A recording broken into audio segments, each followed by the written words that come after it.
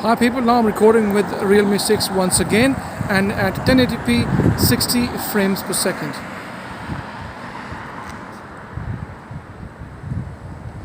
Let's walk a bit and see how it goes. The ultra steady mode obviously is now in.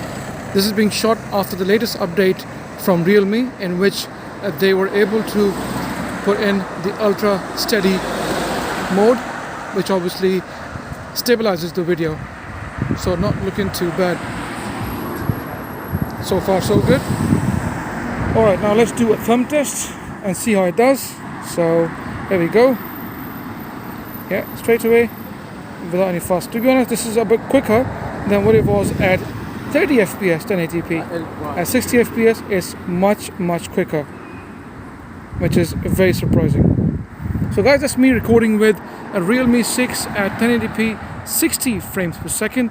If you like my video, please give it a thumbs up. Any questions, please feel free to ask me in the comment section. And like always, please subscribe as it helps. And I shall see you in the next video.